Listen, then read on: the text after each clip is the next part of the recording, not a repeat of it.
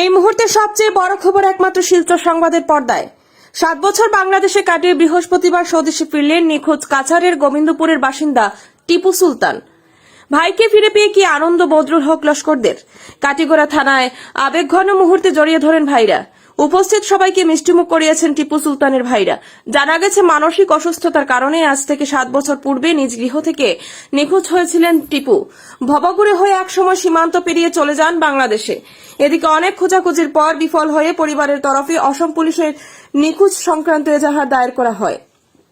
পরবর্তী সময়ে একটা সূত্র ধরে জানা যায় টিপু সুলতান বাংলাদেশে রয়েছেন। তারপর গত 1 বছর থেকে টিপুকে ভারতে ফিরিয়ে আনার চেষ্টা শুরু হয়। ভারত ও বাংলাদেশের মধ্যে প্রশাসনিক স্তরে শুরু হয় কথাবার্তা। অবশেষে বৃহস্পতিবার বাংলাদেশ সরকারের তরফে সুতারকান্দি বর্ডার দিয়ে ভারতে পাঠানো হয় টিপু সুলতানকে। সেখানে বিএসএফ ও কাটিগড়া পুলিশ তাকে সমঝে নিয়ে আসেন। এ নিয়ে বিশদ জানিয়েছেন বর্ডার পুলিশের incharge sub inspector Ajmal Hossain Laskar. যে আমার ভারতবর্ষ আর বাংলাদেশের যিটো সম্পৰ্ক যিটো সেইটো এটা ভাল এইটো যেটা সম্পৰ্ক সেইটো হেৰি হল ভাল বস্তু।